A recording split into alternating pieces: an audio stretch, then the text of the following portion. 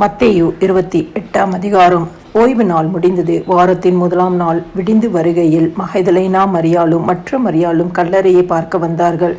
அப்பொழுது பூமி மிகவும் அதிரும்படி கர்த்தருடைய தூதன் வானத்திலிருந்து இறங்கி வந்து வாசலில் இருந்த கல்லை புரட்டி தள்ளி அதன் மேல் உட்கார்ந்தான். அவனுடைய ரூபம் மின்னல் போலவும் அவனுடைய வஸ்திரம் உறைந்த மழையைப் போல வெண்மையாகவும் இருந்தது.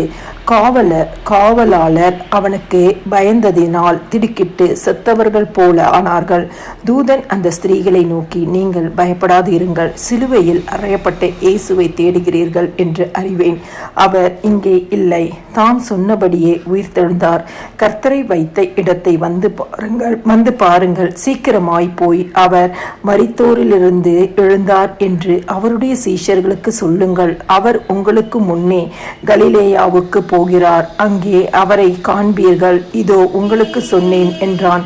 அவர்கள் பயத்தோடும் மகா சந்தோஷத்தோடும் கல்லறையை விட்டு சீக்கிரமாய் புறப்பட்டு அவருடைய சீஷர்களுக்கு அறிவிக்க ஓடினார்கள். அவர்கள் அவருடைய சீஷர்களுக்கு அறிவிக்க போகிற போது இயேசு தாமே அவர்களுக்கு எதிர்பட்டு வாழ்க என்றார்.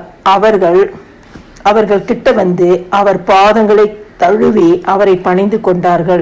அப்பொழுது இயேசு அவர்களை நோக்கி, பயப்படாதிருங்கள். நீங்கள் போய் என் சகோதரர் கலிலேயாவுக்கு போகும்படி அவர்களுக்கு சொல்லுங்கள், அங்கே அவர்கள் என்னை காண்பார்கள் என்றார்.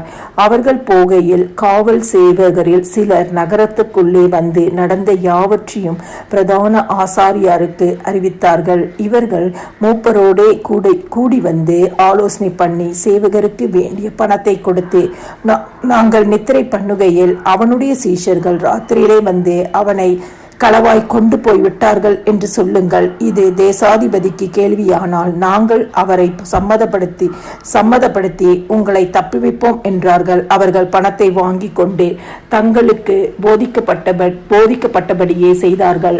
இந்த பேச்சு யூதர்களுக்குள்ளே இந்நாள் வரைக்கும் பிரசித்தமாயிருக்கிறது. 11 சீஷர்களும் கலிலேயாவிலே இயேசு தங்களுக்கு குறித்திருந்த மலைக்கு போனார்கள். அங்கே அவர்கள் அவரை கண்டு பணிந்து கொண்டார்கள். சிலரோ சந்தேகப்பட்டார்கள். அப்பொழுது இயேசு சமீபத்தில் வந்து அவர்களை நோக்கி, வானத்திலும் பூமியிலும் சகல அதிகாரமும் எனக்கு கொடுக்கப்பட்டு இருக்கிறது.